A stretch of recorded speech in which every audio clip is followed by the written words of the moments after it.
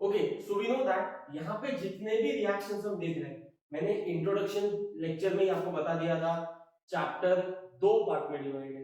पहला जो पार्ट हम अभी कर रहे हैं, जो पार्ट 1 है बेटा, it is about spontaneous reactions. किसकी बात कर रहे हैं बेटा? रिएक्शन स्पॉन्टेनियसली आगे बढ़ेगा, रिएक्शन स्पॉन्टेनियसली आगे बढ़ेगा and chemical energy is converted into electrical energy. तो हमें पहली बात तो पता करना है, जब हम बात कर रहे हैं स्पॉन्टेनियसली आगे बढ़ेगा, अच्छा रिएक्शन स्पॉन्टेनियस है, नॉन स्पॉन्टेनियस है, अगर आपको पता रहेगा कि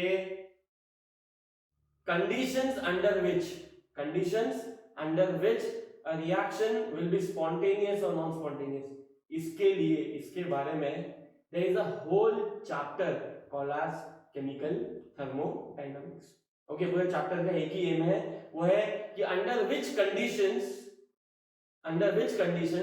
रिएक्शन इज स्पॉन्टेनियस, उसके लिए पूरा चैप्टर है।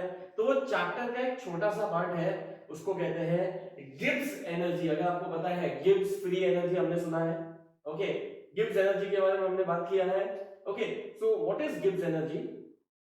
हमें पता है अगर कोई रिएक्शन स्पॉन्टेनियस होना चाहिए तो Gibbs energy should be negative, और हमें गिब्स एनर्जी से लेना देना नहीं है, हमें चेंज इन गिब्स एनर्जी से लेना देना है।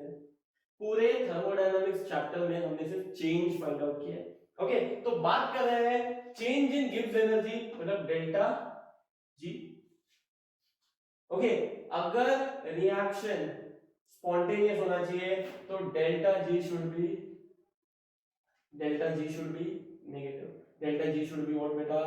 Delta G should be negative. जो भी है, जितना भी यहाँ पे वर्क डन हो रहा है, इट इज इलेक्ट्रिकल। एंड आपको पता है राइट कि जब कोई मशीन वर्क करता है, कोई भी मशीन ऐसा नहीं है जिसका एफिशिएंसी है 1, या ऐसा बोल सकते हैं जब एनर्जी वर्क में कन्वर्ट होता है या वर्क एनर्जी में कन्वर्ट होता है तो 100% कन्वर्ट नहीं हो सकता है।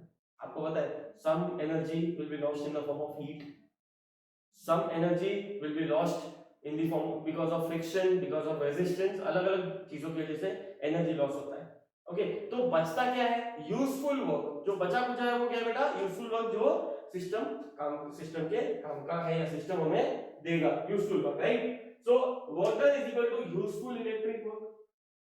ओके, चलो बात करते हैं, हमने करंट इलेक्ट्रिसिटी वाले चैप्टर में पढ़ा है, we know that there is something called as delta V is equal to work done upon charge। इलेक्ट्रिक में यही पढ़ा है ना, मतलब इलेक्ट्रिकल वर्क मतलब क्या? Delta V is equal to work done upon charge।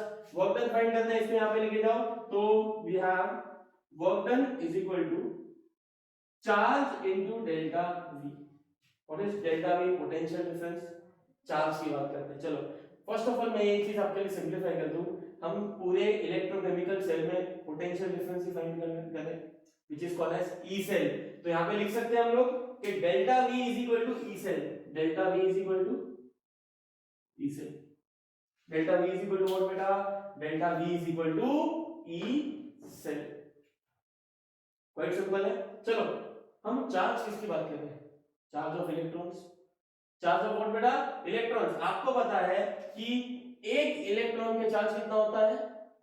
1.67 into 10⁻⁻19 coulomb. अभी जब अच्छा एक इलेक्ट्रॉन तो एनोड से कैथोड में जाएगा नहीं। एग्जांपल देखो ना,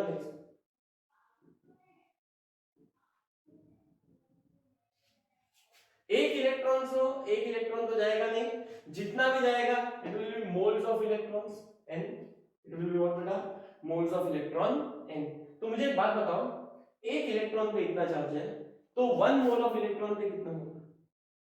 1 मोल पे कितना होगा? अच्छा फर्स्ट ऑफ ऑल 1 मोल मतलब 6.022 into 10⁻23, मतलब आप एक चीज कर सकते हो into 6.022 into 10⁻20। 1.67 into 10⁻⁻19। अच्छा आप इसको कैलकुलेट करते हो ना तो हमें मिलता है final answer 1 mole of electrons पे जो चार्ज होता है ना, इट इज 96,485 कूलम। कितना है बेटा? 96,000, जो आप राउंड ऑफ करके आप सॉल्यूशन में लेते हो 96,500। सॉल्यूशन मतलब यहाँ पे न्यूमेरिकल्स में आप लेते हो। Okay, so 1 mole of electrons पे चार्ज कितना है 96,485 या 96,500 आप अगर राउंड फिगर लेते हो तो बुक में दोनों दिया जाता है। ओके, स्पेसिफिक वैल्यू ये है पर न्यूमेरिकल्स में ये दिया जाता है। तो 1 मोल ऑफ इलेक्ट्रॉन पे इतना चार्ज है, सॉरी 1 इलेक्ट्रॉन पे इतना चार्ज है, तो 1 मोल में कितना होगा दिस मच इनटू 1 मोल। 1 मोल कितना होता है 6.02 into 10⁻23। तो आपको पता है चार्ज कितना है हमारे पास। अच्छा, इसको कहते हैं फैराडे। क्या कहेंगे बेटा इसको? फैराडे। तो अगर आपको अगली बार बोलेंगे ना व्हाट इज 1 फैराडे, क्या है 1 Faraday? 1 Faraday is equal to 96,500 coulomb. तो हमें क्या पता चला, हमें क्या फाइंड करना है वर्क डन। क्या फाइंड करना है बेटा अपने को? Work done. वर्क डन में this is delta we potential difference. Potential difference तो हमने क्या ले लिया ई से। अच्छा, चार्ज क्या लेंगे हम लोग? चार्ज क्या लेंगे हम लोग? It will B number of moles of electron and आपको पता है 1 मोल ऑफ इलेक्ट्रॉन का चार्ज कितना होता है फैराडे। तो हमें थोड़ी पता है कितने इलेक्ट्रॉन्स जाएंगे, हमने ले लिया n नंबर ऑफ इलेक्ट्रॉन्स जाएंगे, n मोल्स ऑफ इलेक्ट्रॉन्स जाएंगे, तो n moles of electron into Faraday. तो आपको चार्ज मिल गया। चलो दोनों को कंबाइन कर दो वर्क डन वाले फॉर्मूला में, इसको ऐड कर दो। ये इक्वेशन क्या है? यूजुअली ऐसा होता है ना, इक्वेशन 2 और ये इक्वेशन ए। इक्वेशन 1 का डेल्टा v का वैल्यू a में डाल दो, इक्वेशन 2 का q का वैल्यू a में डाल दो। You get the final equation. का लिखूं? यहां पे लिखूं मैं final equation. Final equation is work done, या वर्क डन के बदले हम लिख सकते हैं डेल्टा जी। वर्क डन के बदले क्या लिख सकते हैं बेटा? डेल्टा जी गिव्स free energy is equal to, आपको पता है अगर स्पॉन्टेनियस होना चाहिए it should be minus. Charge क्या है? NF और delta V it is what? Potential difference which is what बेटा? E cell. तो फाइनल फार्मूला क्या होता है बेटा?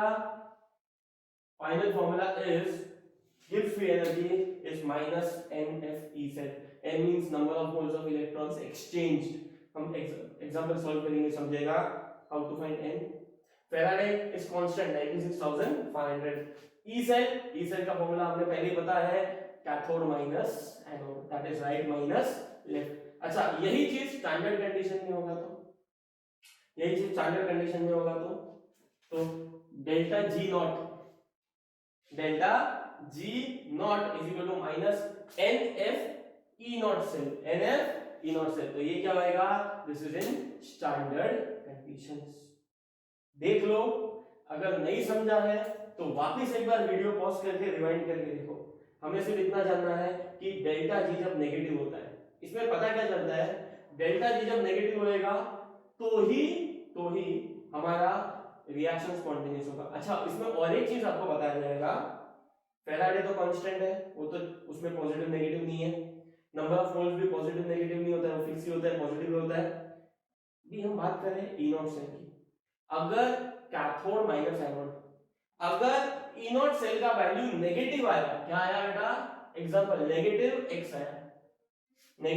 x आया, तो ये नेगेटिव और ये डेल्टा जी के यहाँ पे नेगेटिव है, वो नेगेटिव कट हो जाएगा। वो नेगेटिव क्या हो जाएगा बेटा? कट हो जाएगा, जिससे क्या आएगा? डेल्टा जी पॉजिटिव हो जाएगा, मतलब ये रिएक्शन नॉन स्पॉन्टेनियस हो गया। तो ये रिएक्शन को स्पॉन्टेनियस में रखने के लिए ई नॉट सेल का जो वैल्यू है वो हमेशा पॉजिटिव होना चाहिए, बिकॉज यहां पे लिख लेता हूं वापस, जो एक्चुअल है ये माइनस है। ओके, अगर ई नॉट सेल का वैल्यू पॉजिटिव है तो पूरे इक्वेशन में एक ही जगह पे नेगेटिव है, तो ओवरऑल वैल्यू भी नेगेटिव रहेगा। तो डेल्टा जी अगर नेगेटिव वैल्यू रहेगा तो ही ये रिएक्शन क्या होगा बेटा? स्पॉन्टेनियस होगा या फिजिबल होगा। तो हमें एक चीज ध्यान रखने का है कि अगर हमें स्पॉन्टेनियस सेल चाहिए तो उसका ई नॉट सेल जो होता है वो पॉजिटिव होना चाहिए। क्या होना चाहिए बेटा? पॉजिटिव। तो ये दो पार्ट है जो ये रिएक्शन, ये जो इक्वेशन है बहुत इंपॉर्टेंट है। डेल्टा जी नेगेटिव होना चाहिए और डेल्टा जी को नेगेटिव रखने के लिए ई नॉट सेल पॉजिटिव होना चाहिए। ई नॉट सेल कैसे फाइंड करते हैं? लिख के दो आपको, लिखो एक बार, E naught cell is equal to E0 of cathode minus E0 of anode, मुझे पता नहीं है वो स्क्रीन में आया है कि नहीं है, but it is anode, quite simple. तो ये चीज पता करना इंपॉर्टेंट है, इनॉट सेल का वैल्यू पॉजिटिव होगा तो ही डेल्टा जी का वैल्यू नेगेटिव होगा, और डेल्टा जी का वैल्यू नेगेटिव होगा तो रिएक्शन क्या होगा, स्पॉन्टेनियस होगा और अपने लिए फिजिबल होगा, क्वाइट सिंपल। एक बार देख लो इसको, मैं राइट हैंड साइड पे आ जाता हूँ, एक बार देख लो आप लोग।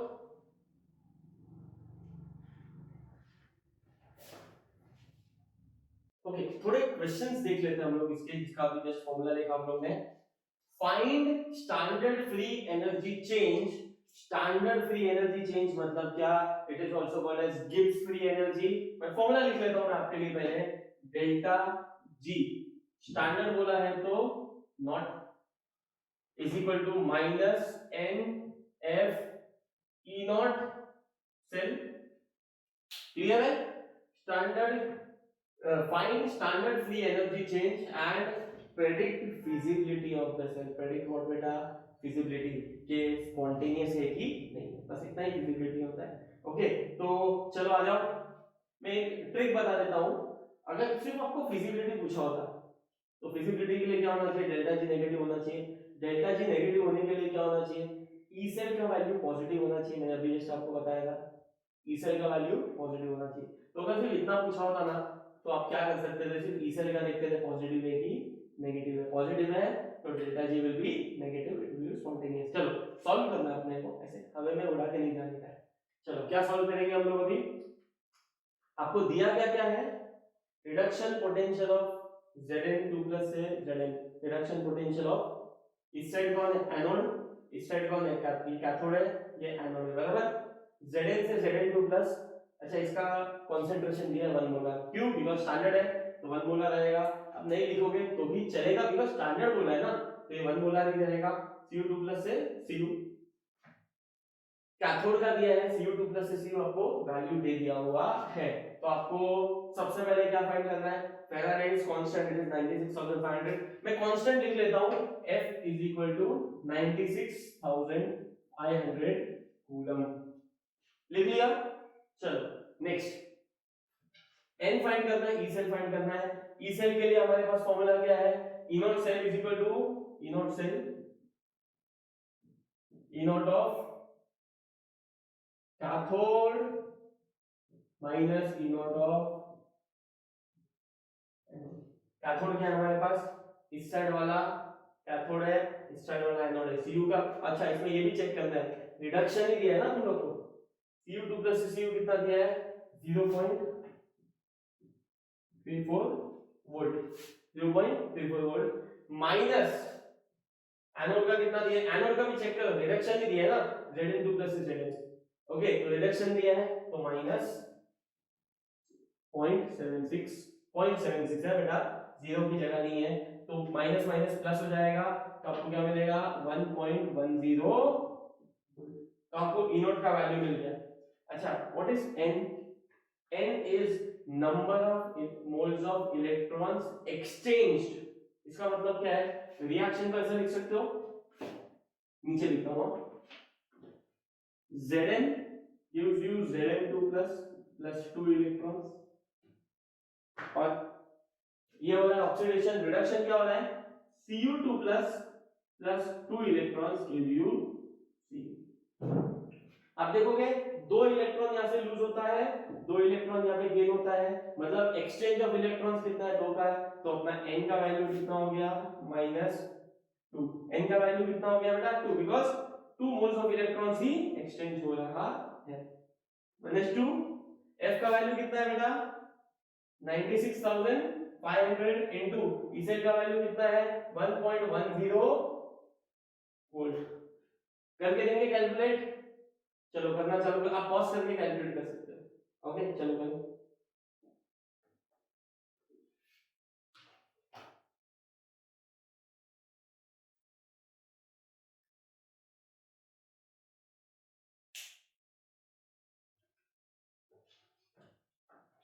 जो भी वैल्यू आएगा तुम्हारे पास बेटा, जो भी वैल्यू आएगा तुम्हारे पास उसको जूल्स में लिख दो, किसमें लिखो बेटा, जूल्स में, बिकॉज गिव्स एनर्जी हम जूल्स में तो लिखते हैं जो भी वैल्यू आएगा 2 × 96,500 इनटू जो भी माइनस में जो भी वैल्यू आएगा उसको आप जूल्स में लिखो। चलो राइट इट डाउन। ये जो क्वेश्चन है वो पहले वाले का सेम ही क्वेश्चन है बट फ्रेम अलग तरीके से किया है, इसमें वैल्यूज वैसे के वैसे रखे हैं। क्वेश्चन क्या है, can we stir copper sulphate solution with zinc rod at 25 degree. अच्छा क्वेश्चन में बोला गया था एट स्टैंडर्ड कंडीशंस, तो मैं इंस्टेड ऑफ स्टैंडर्ड कंडीशन मैंने क्या ले लिया 25 डिग्री, तो मुझे लिखना कम पड़ेगा बाकी कुछ नहीं। ओके सो स्टैंडर्ड कंडीशन के बदले 25 डिग्री दिया, 25 डिग्री के बदले स्टैंडर्ड कंडीशन दिया। तो क्वेश्चन क्या है, कैन वी स्टर, मतलब मैं आपको बताऊं कॉपर सल्फेट सॉल्यूशन है, आपके ब्लू होता है राइट, इसलिए ब्लू से कर रहा हूं। ओके और उसमें जिंक का आपने क्या कर दिया, जिंक का रॉड डाल दिया, क्या हम उसको स्टर कर सकते हैं सॉल्यूशन को। अच्छा इसमें पूछने का क्या मतलब है, ये क्वेश्चन का मीनिंग क्या बनता है कि कहीं ऐसा ना हो जाए कि जिंक जब कॉपर सल्फेट में स्टर करेंगे तो जिंक कॉपर सल्फेट के साथ रिएक्ट करना स्टार्ट हो जाएगा, जिंक कॉपर सल्फेट के साथ रिएक्ट करना स्टार्ट हो जाएगा।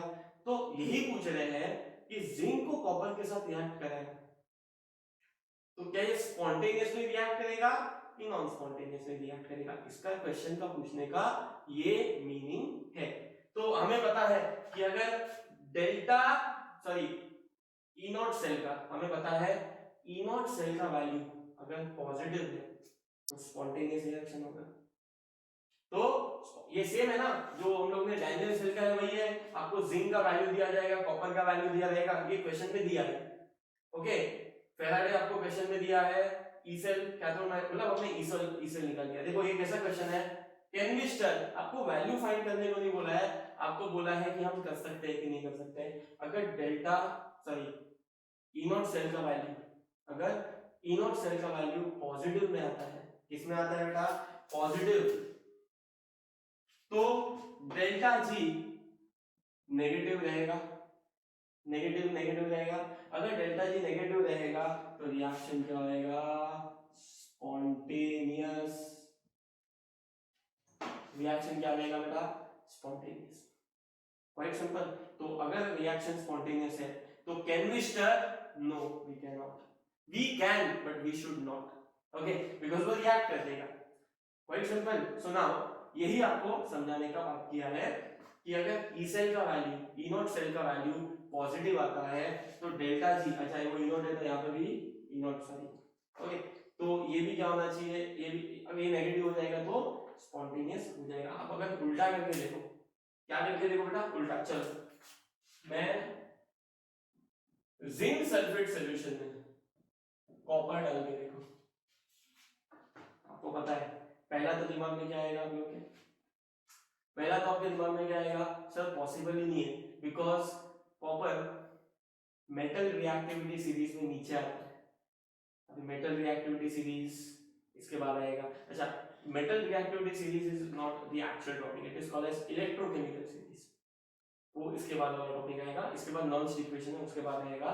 उसके बाद स्टैंडर्ड हाइड्रोजन इलेक्ट्रोड है उसके बाद आएगा। तो इलेक्ट्रोकेमिकल सीरीज या चलो मेटल जो हमने आपने अब तक सुना है मेटल रिएक्टिविटी सीरीज में, मेटल रिएक्टिविटी सीरीज में कॉपर नीचे आता है जिंक ऊपर आता है, तो जिंक कॉपर को डिस्प्लेस कर सकता है बट कॉपर जिंक को डिस्प्लेस नहीं कर सकता है, क्वाइट सिंपल। अभी आपको समझा या अभी भी नहीं समझा, इलेक्ट्रोकेमिकल सीरीज में, इलेक्ट्रोकेमिकल सीरीज में, चलो let me keep this you know a secret for you, या हम लोग थोड़ा इसको सरप्राइज सकते हैं, जब मैं इलेक्ट्रोकेमिकल सीरीज सिखाऊंगा तब आपको समझेगा कि वो मेटल रिएक्टिविटी सीरीज बना कैसे। ओके फिलहाल के लिए आपको पता है कॉपर जिंक सल्फेट में नहीं होगा तो ये नॉन स्पॉन्टेनियस है, तो ये केस के लिए, ये केस में ई नॉट सेल का वैल्यू नेगेटिव होगा, अगर ई नॉट सेल का वैल्यू नेगेटिव होगा तो इससे क्या आएगा, फॉर्मूला लिख लेता हूं बेटा मैं, delta G naught is equal to minus N F E naught cell. अगर ई नॉट सेल नेगेटिव आया और आगे भी नेगेटिव है, ये नेगेटिव नेगेटिव कैंसिल हो जाएगा तो डेल्टा जी क्या हो जाएगा, डेल्टा जी नॉट क्या हो जाएगा पॉजिटिव, तो ये रिएक्शन क्या होगा नॉन स्पॉन्टेनियस। बस आपको इतना ही पूछा, देख लो हम लोग ये जो भी हो रहा था बेटा सब स्टैंडर्ड कंडीशंस में हो रहा था, ओके, यहाँ पे स्टैंडर्ड कंडीशंस को हम स्टॉप करेंगे। स्टॉप करेंगे मतलब अभी हम लोग जो नॉर्मल कंडीशंस वाला जहाँ से हम सेल पोटेंशियल फाइंड करते हैं वो है नर्न्स इक्वेशन। ओके, तो हम लोग नर्न्स इक्वेशन की तरफ प्रोसीड करेंगे। आप एक बार लिख लो इसको, चलो।